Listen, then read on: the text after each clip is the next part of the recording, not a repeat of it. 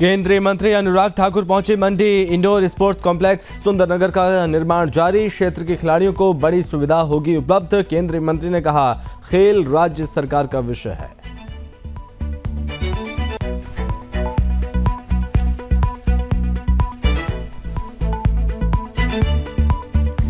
Beauty parlour में धर्मांतरण किए जाने का मामला। ब्यूटी पार्लर की आड़ में धर्म परिवर्तन का चल रहा था खेल। संचालिका, पादरी समेत 3 आरोपी गिरफ्त में। मामले की जांच कर रही है पुलिस।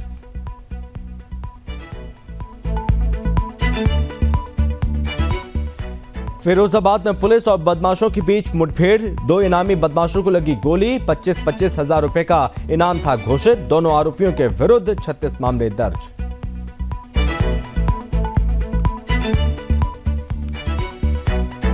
रेवाड़ी में सुदर्शन न्यूज की खबर का बड़ा असर। रेवाड़ी में आभूषण व्यापारी से हुई थी लूट। 60 लाख रुपए का सोना बरामद। लूट का मुख्य आरोपी सहित 2 गिरफ्तार।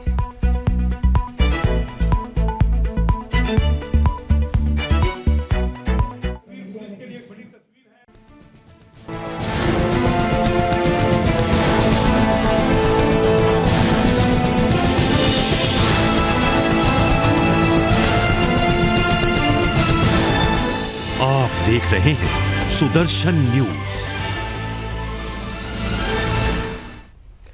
ब्रेक के बाद स्वागत है आपका। केंद्रीय मंत्री अनुराग ठाकुर ने राज्य सरकार द्वारा खेलों को बढ़ावा देने के प्रति उदासीन रुख अपनाने पर चिंता व्यक्त की है। मंडी जिले के दौरे के दौरान शनिवार को निर्माणाधीन इंडोर स्पोर्ट स्टेडियम सुंदरनगर के निरीक्षण के दौरान अनुराग ठाकुर ने कहा कि खेल राज्य सरकार का विषय है और राज्य सरकारों को इसके विकास के लिए कार्य करने चाहिए। केंद्र सरकार की ओर से इंडोर स्पोर्ट्स स्टेडियम के निर्माण के लिए 4.5 करोड़ रुपए का बजट जारी किया जाएगा। इसका निर्माण कार्य पूरा किया जाएगा और साथ ही कहा कि जहां स्पोर्ट्स स्टेडियम के निर्माण को लेकर भूमि उपलब्ध करवाई गई, वहां पर निर्माण कार्य करवा दिया गया है। और कहा कि मंडी जिले के स्पोर्ट्स कॉम्प्लेक्स सुंदरनगर से क्षेत्र के खिलाड़ियों को एक बड़ी सुविधा उपलब्ध होगी। आगे और क्या कुछ कहा, आपको सुनाते हैं। एक बड़ी सुविधा इस पूरे क्षेत्र के लिए होगी ताकि स्थानीय खिलाड़ी एक इंडोर हॉल की सुविधा का फ़ायदा उठा सकें और राज्य और देश के लिए भविष्य में मेडल जीतें। उस सब का प्रावधान यहाँ पर किया गया है। मैं धन्यवादी हूँ हमारे माननीय विधायक राकेश जम्वाल जी का कि जिन्होंने प्रयास किए और इसकी शुरुआत की, क्योंकि देश भर में हमने देखा कि बहुत सारे राज्यों में भारत सरकार ने जहाँ पैसा दिया था वहाँ पर शुरुआत नहीं हो पाई क्योंकि राज्यों की सरकारों ने अपने हिस्से का पैसा नहीं लगाया। लेकिन सुंदरनगर में इन्होंने इसकी शुरुआत भी करवाई और केंद्र सरकार का जो पैसा है हमने उसको भी जारी किया है। जैसे जैसे काम आगे बढ़ेगा अगली किश्तें भी जारी होती रहेंगी। देखिए, ज़िला मंडी में सुंदरनगर चाहे क्रिकेट के लिए हो, अन्य खेलों के लिए हो, एक उभरता।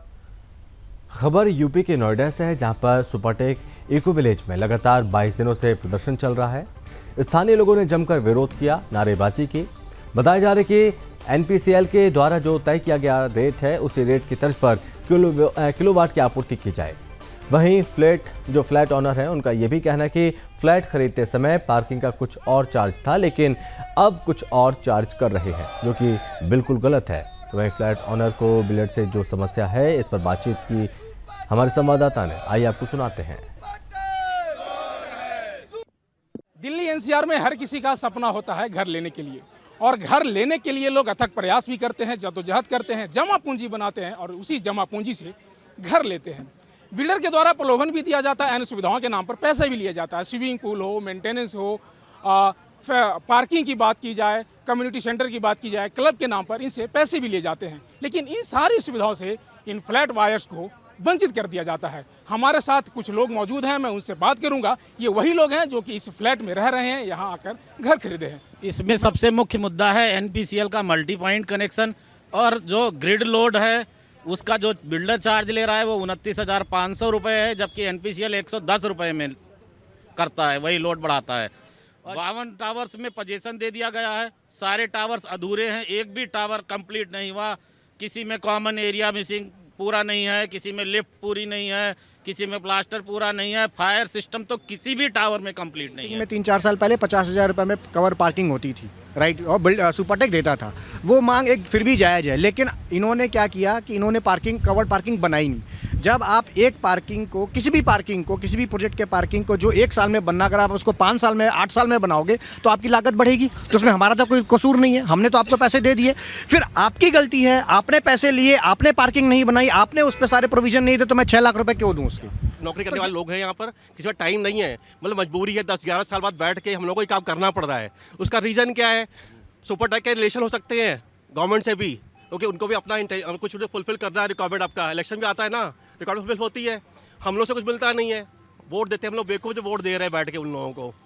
हमने ग्रीवेंस से बात किया, उनको पता है कि तो दिवालिया हो गया ना, दिवालिया एक इनके लिए चाल होती है। दिवालिया अगर दिवालिया हो गया तो रीज़न क्या है? दिवालिया में आप क्या किसके भरोसे रह के बैठ गए? नहीं, रजिस्ट्री नहीं हुई। मूल समस्या ये है कि बिल्डर यहाँ पे जितने भी रेजिडेंट हैं, जिनको भी घर बेचा है, उनसे पाई वसूल लिया है और जीवन भर सबको निचोड़ना चाहता है और गुलाम बना के रखना चाहता है। और हमारे योगी जी भी ध्यान नहीं दे रहे हैं। योगी जी, आपको थोड़ा सा समझना चाहिए, हम लोगों की समस्या 10 साल पुरानी है।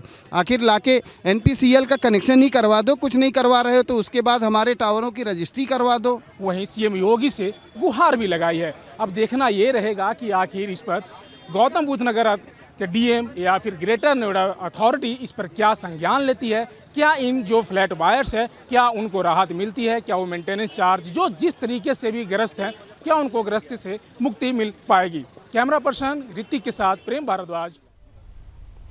खबर यूपी के गाजियाबाद से है, जहां पर खोड़ा इलाके में एक ब्यूटी पार्लर के अंदर धर्मांतरण कराने का प्रयास करने का आरोप लगाते हुए महिला ने पादरी समेत 3 के खिलाफ रिपोर्ट दर्ज कराई है। महिला की शिकायत के बाद खोड़ा पुलिस ने शुक्रवार देर रात रिपोर्ट दर्ज कर तीनों आरोपियों को गिरफ्तार कर लिया है। दरअसल ये मामला मधु विहार का है। यहाँ रहने वाली सुनीता अरोड़ा भाजपा की बेटी बचाओ बेटी पढ़ाओ अभियान की खोड़ा मंडल संयोजिका है। उन्होंने बताया कि उनके पड़ोस में मयूर विहार दिल्ली की बबीता ब्यूटी पार्लर चलाती हैं। सुनीता अरोड़ा का आरोप है कि बबीता ने मयूर विहार फेज 2 के इब्राहिम और रीबा से मिलाया था। इब्राहिम ने अपने आप को दिल्ली के एक चर्च में पादरी होना बताया और वह शुक्रवार शाम को ब्यूटी पार्लर गई तो वहां पर 4-5 महिलाएं और पुरुष मौजूद थे। पादरी इब्राहिम ने सुनीता से कहा कि गले पड़े कृष्ण भगवान की लॉकेट को उतारो, यीशु के दर्शन करा दूंगा। उन्होंने लॉकेट उतार दिया। पादरी ने उनसे कहा कि तुम्हारे घर में जो भगवान की तस्वीर है उन्हें पहले हटाना होगा, तभी दर्शन होंगे। उन्होंने इसका विरोध कर अपने परिचितों को फोन कर मौके पर बुलाया। आरोप है कि उनका जबरन धर्मांतरण कराने का प्रयास किया गया और सुनीता ने आरोप लगाया कि ये लोग गरीब असहाय लोगों को फंसाकर उनका धर्मांतरण कराते हैं। शिकायतकर्ता महिला सुनीता अरोड़ा का आरोप है कि यहाँ एक ब्यूटी पार्लर में पार्लर संचालिका द्वारा उसको ब्यूटी पार्लर में होने वाली प्रार्थना सभा में शामिल होने का आग्रह किया और इसी के साथ शिकायतकर्ता महिला ने घटना की शिकायत पुलिस से की। मौके से ब्यूटी पार्लर संचालिका, चर्च के पादरी और उसकी पत्नी को पुलिस ने गिरफ्तार कर लिया है। आगे की कार्रवाई जारी है। हम इस जनपद गाजियाबाद की खोड़ा नगर पालिका क्षेत्र में हैं, जहां धर्मांतरण का जो पूरा किस्सा था उसका खुलासा खोड़ा पुलिस ने किया है। और आप देख सकते हैं तस्वीरों में जहां हम खड़े हैं, ये वही ब्यूटी पार्लर है जिसके अंदर धर्मांतरण का पूरा खेल कई महीनों से रचा जा रहा था। कब से आपको पता लगा कि पहले भी यहाँ धर्म परिवर्तन कराने का चल रहा है, कुछ लोग दिल्ली से पहुँच रहे हैं यहाँ पर, तो कब से पता लगा आपको? वो महिला जो है वो खोड़ा की निवासी भी नहीं है, वो मयूर फेज 2 की निवासी है, लेकिन उसने यहाँ अपना पार्लर खोल रखा है। मुझे कई लोगों ने बताया था कि दीदी यहाँ पे ऐसा होता है, लेकिन मैंने सोचा कि कभी उन लोगों ने मैंने कहा अगर आपके पास ऐसा कुछ है सबूत दो आप, क्योंकि मैं ऐसी सुनी सुनाई बात पर विश्वास नहीं कर सकती। लेकिन शायद उस महिला को ये नहीं पता था कि मैं कौन हूँ, क्या हूँ। उसे सिर्फ ये लगा था कि यहाँ की औरतें इस महिला की बात सुनती हैं, तो अगर मैं उससे जुड़ूंगी तो शायद उसका जो ये व्यापार चल रहा है उसको फायदा होगा इसमें। विकास जी, कैसे यहाँ पूरा घटना सुनीता जी ने जैसे यहाँ पूरा आप लोगों को मदद में बुलाया, तो उसके बाद क्या घटना हुई? देखिए, जब उसके बाद यहाँ पे बजरंग दल विश्व हिंदू परिषद के कार्यकर्ता पहुँचे और कार्यकर्ताओं ने यहाँ पे फिर पुलिस को सूचना दी और पुलिस ने रात उनको व्यक्तियों को पकड़ के थाने में रखा और उनके खिलाफ लिख के तहरीर दी। यहीं से केवल 50 मीटर आगे एक पहले से चर्च है, पर ये क्रिश्चियन किसी नए व्यक्ति को जिनको वो क्रिश्चियन बनाना चाहते हैं उन्हें चर्च पे डायरेक्ट नहीं बुलाते हैं। उन्हें इस तरह कहीं दुकानों में, कहीं किसी के घर पे एकत्रित करके उन्हें भ्रमित करते हैं, और जब वो पूर्ण रूप से भ्रमित हो जाते हैं, उनके पंथ में जाने के लिए तैयार हो जाते हैं, तब वो उनको चर्च का रास्ता दिखाते हैं। आपने देखा होगा पिछले 5 वर्ष में लगातार विश्व हिंदू परिषद बजरंग दल ने इस तरह के कई लगभग 20 ऐसे सेंटर जहाँ पे क्रिश्चियनिटी का प्रचार हो रहा था उनको बंद करवाया है और उनकी लगातार शिकायत और पुलिस को दी है। और इस प्रकार के जितने भी केंद्र आगे आगामी चलेंगे उन्हें हर प्रकार से बंद करवाने के लिए बजरंग दल विश्व हिंदू परिषद। यूपी के फिरोजाबाद में रविवार रात पुलिस और 2 बदमाशों के बीच मुठभेड़ हो गई है। इस दौरान गोली लगने से दोनों बदमाश घायल हो गए। ये मुठभेड़ शिकोहाबाद में मैनपुरी रोड के डिग्री कॉलेज रोड पर हुई है। बदमाशों को संयुक्त चिकित्सालय में भर्ती कराया गया। एसपी ग्रामीण रणविजय सिंह ने बताया कि लगभग 15 दिन पहले मुस्तफाबाद रोड में शराब के ठेके पर हुई लूट में दोनों बदमाश शामिल थे। इन पर 25-25 हज़ार रुपये के इनाम घोषित किया गया था। बदमाशों के पास से एक बाइक, 2 तमंचे और नकदी बरामद हुई है। एएसपी ने बताया कि गिरफ्तार अभियुक्त शातिर अपराधी है। अभियुक्त गोविंद के खिलाफ 27 और अनार सिंह के खिलाफ 9 मुकदमे जनपद व अन्य जनपदों में दर्ज हैं। गिरफ्तार लुटेरों ने थाना शिकोहाबाद व मक्खनपुर क्षेत्र में हुई लूट की घटनाओं को कारित करना स्वीकार किया और घायल बदमाशों को उपचार के लिए अस्पताल में भर्ती कराया गया। फिलहाल अन्य घटनाओं को लेकर पूछताछ जारी है।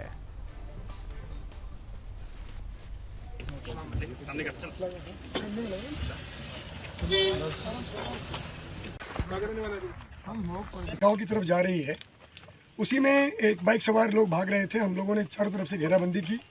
इन लोगों ने अपने आप को घिरा देख करके हमारी टीम पे फायर की। हम लोगों ने अपने रक्षार्थ हम लोगों ने जवाबी कार्रवाई की, जिसमें बाइक सवार 2 व्यक्ति थे, वो दोनों घायल हो गए और उनसे पूछताछ की गई। इनको तत्काल हम लोगों ने अस्पताल भिजवाया। इन्होंने पूछताछ में अपना नाम एक अनार सिंह और एक अपना नाम गोविंद बताया। ये दोनों हमारे जो पुराने 3 मुकदमे थे उसमें वांटेड चल रहे थे और इनके ऊपर 25-25 हज़ार रुपये का इनाम भी घोषित था। ये बहुत ही शातिर बदमाश है। दर्जनों मुकदमे इनके ऊपर हैं और इनके पोजीशन से हम लोगों ने जो बाइक पिछली की घटनाओं में यूज़ हुई थी उसको हम लोगों ने बरामद किया है और इनके पोजीशन से असलहे बरामद हुए हैं, कुछ पैसे बरामद हुए हैं और मौके से बाकी जो ये खोखा कारतूस वगैरह बरामद हुआ है। यूपी के हाथरस में जिला बार एसोसिएशन के अध्यक्ष अजय भारद्वाज के साथ जिला प्रशासन की कोई धरने को समाप्त करने को लेकर वार्ता सकारात्मक रही। जिला अधिकारी ने जिला बार एसोसिएशन को आश्वासन दिया कि उनकी मांगों पर प्राथमिकता पर नियम अनुसार कार्रवाई की जाएगी और साथ ही जल्द से जल्द सभी समस्याओं का समाधान किया जाएगा। जिला अधिकारी के आश्वासन पर एसोसिएशन के अध्यक्ष अजय कुमार भारद्वाज ने अपना आमरण अनशन स्थगित कर दिया। उल्लेखनीय है कि बार एसोसिएशन के अध्यक्ष 18 अप्रैल से 23 सूत्री मांगों को लेकर बार हॉल में आमरण अनशन पर बैठे थे और बार के अध्यक्ष को विभिन्न संगठन एवं संस्थाओं का समर्थन प्राप्त था। वहीं बार अध्यक्ष को आश्वासन दिया गया कि उनकी सभी जायज मांगों को शीघ्र अतिशीघ्र पूर्ण किया जाएगा। हमारी जो मांगें जनहितकारी थी, संविधान में प्रदत्त थी और उन मांगों के लिए हमें पूरा आश्वासन मिला है कि वो जल्दी से जल्दी पूरी की जाएंगी और इसीलिए हमने अपना आमरण अनशन स्थगित किया है। कितने दिन के लिए किया है? अभी ये स्थगित है, 15 दिन तो इनको हम पहले देंगे और इनका वेट करेंगे कुछ दिन और नहीं अगर होती है हमारी समस्याएं तो दोबारा फिर बैठेंगे। शौचालय के इशूज़ थे, पानी के इशूज़ थे, कुछ हम लोगों ने एक जॉइंट विजिट पे किया है, उसमें भी कार्रवाई की जा रही है। साथ में कुछ काम है जो नगर पालिका के स्तर से संभव है तो उसके लिए भी कंसर्न लोग को निर्देश दे दिए गए हैं। तो सभी चीज़ें प्रक्रिया में ऑलरेडी थी और उन्हें विश्वास भी दिला दिया गया है कि इसको प्रक्रियात्मक रूप से हल कर लिया जाएगा। जिला प्रशासन, पुलिस प्रशासन सबने काफ़ी दिन से उनको साथ को लेकर भी हम लोग चिंतित थे, तो अब चीज़ें सही हैं और होपफुली सारी जो भी जेन्युइन चीज़ें हैं वो सब हो जाएंगी, कोई समस्या आगे नहीं है। खबर यूपी के कानपुर से है, जहां पर दीनदयालपुर में अधेड़ की गला रेत कर निर्मम तरीके से हत्या कर दी गई और हत्या के बाद से साथ रहने वाला भतीजा, उसकी पत्नी फरार हो गए। पड़ोसियों की सूचना पर पुलिस जांच पड़ताल में जुटी है और पुलिस की फॉरेंसिक टीम ने साक्ष्य जुटाए। दरअसल हरदोई जिले के रहने वाले सुनील की 2 वर्ष पहले पत्नी की कोरोना से मौत हो चुकी है, जिसके बाद से वो अकेले रहते थे। बीते कुछ दिन पहले उनका भतीजा कृष्णा अपनी पत्नी के साथ उनके साथ रहने लगा था। बीती रात अधेड़ की गला रेत कर निर्मम हत्या कर दी गई और अधेड़ का शव घर के अंदर कमरे में बेड पर पड़ा मिला। इधर घटना के बाद से भतीजा कृष्णा और उसकी पत्नी फरार है और पुलिस दोनों की तलाश में जुटी है। दीनदयालपुरम थाना बिधनों में एक सुनील कुमार, जिनकी उम्र करीब 55 वर्ष है, अपना अकेले यहाँ रहते थे। इनकी पत्नी की करीब 2-3 वर्ष पूर्व मृत्यु हो गई थी। आज ये अपने घर में चाकुओं से गोदकर इनकी हत्या कर दी गई है। प्रथम दृष्टया जो दौराने प्रकाश में आया है कि इसके भतीजा रात में एक लड़की को लेकर यहाँ आया था और सुबह ये हत्या करके यहाँ से भाग गया है। पुलिस टीमें लगी हुई हैं, शीघ्र इसको गिरफ्तार कर आवश्यक विधिक कार्रवाई की जा रही है। यूपी के लखीमपुर खीरी के संपूर्ण नगर में चीनी मिल रोड पर लोगों के घरों में नलों में गंदा और दूषित पानी निकल रहा है। कुछ देर में ही पानी का रंग बदल जाता है, जिससे वहां के आसपास के रहने वाले लोग बहुत परेशान हैं। लोग दूषित पानी पीने को मजबूर हैं। आपको बता दें कि किसान सहकारी चीनी मिल का शीरा कच्चे जमीन पर बड़े गड्ढे में गिरा दिया जाता है। वहीं शीरा भूमिगत होते हुए लोगों के घरों में नलों तक पहुंचता है। इस तरीके से प्रदूषित पानी पीने से लोगों में कई प्रकार की बीमारियां फैलने का डर बना हुआ है और सभी ग्रामीणों ने मिलकर प्रशासन से शिकायत की कि उच्च अधिकारी संज्ञान लें और उचित कार्रवाई करें। जो लोग दूषित पानी पीने को मजबूर हैं, उनकी सुरक्षा को ध्यान में रखते हुए इस पर रोक लगाई जाए।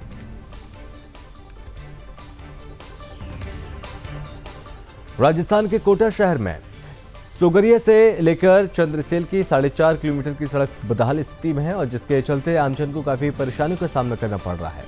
बता दें कि पिछले कई दिनों से सड़क निर्माण नहीं हो पा रहा है। क्षतिग्रस्त सड़क से वाहन असंतुलित हो जाते हैं। आए दिन लोग घायल हो रहे हैं। इसको लेकर लोगों ने सुधार के लिए कई बार ज्ञापन भी दिया, लेकिन स्थानीय प्रशासन द्वारा आश्वासन मिला। तो वहीं देखना यह होगा कि प्रशासन आगे आकर इस मामले पर क्या कार्रवाई करता है।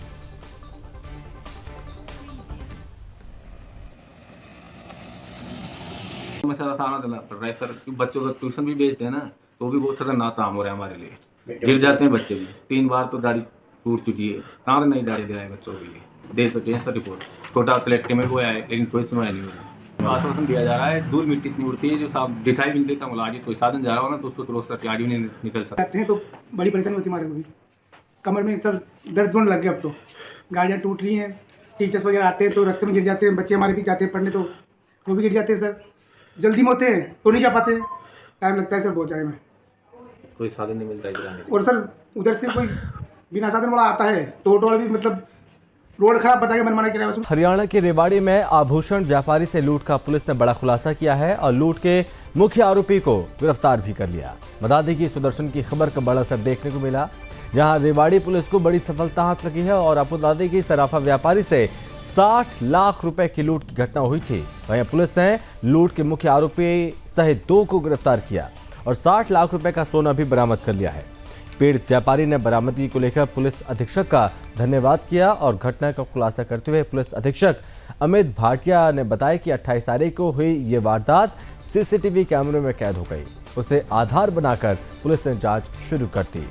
शुरुआती जांच में सामने आया कि आरोपी पर काफी कर्जा था, जिसे चुकाने के लिए उसने वारदात को अंजाम दिया। फिलहाल पुलिस अब आगे की कार्रवाई में जुटी है। पिस्तौल के बल पर एक जूलर्स हैं, व्यापारी हैं, उनके साथ लूट की वारदात को अंजाम दिया गया आरोपी द्वारा। पुलिस अधीक्षक श्री दीपक सहारण IPS ने त्वरित। हम किस्मत वाले हैं कि जी ये जो कामयाबी मिली है, इस पुलिस प्रशासन ने जितनी मेहनत करी, शायद ही हमें लगता है कि हमारे दिन अच्छे से और ज़्यादा अच्छे आ रहे कि हमें ऐसे पुलिस अधीक्षक और भाटिया जी। मध्य प्रदेश के टीकमगढ़ के पलेरा में पुलिस ने गांजे की बड़ी खेप बरामद की और बड़ी कार्रवाई की है। बता दें कि थाना प्रभारी पलेरा निरीक्षक त्रिवेंद्र त्रिवेदी को सूचना मिली कि एक ट्रैक्टर ट्रॉली में अवैध गांजा परिवहन कर ले जाया जा रहा था और इसी कड़ी में सूचना मिलने पर पुलिस ने मौके पर पहुंचकर जांच शुरू कर दी। मौके से बिना नंबर के ट्रैक्टर को रोका और जिस पर ड्राइवर के अतिरिक्त 2 अन्य व्यक्ति बैठे थे, जो पुलिस को देखकर ट्रैक्टर छोड़कर भागने लगे और जिन्हें घेराबंदी कर पुलिस ने पकड़ लिया। और इसी के साथ इस बुलेटिन में बस इतना ही। आप देखते रहिए सुदर्शन न्यूज। जय हिंद।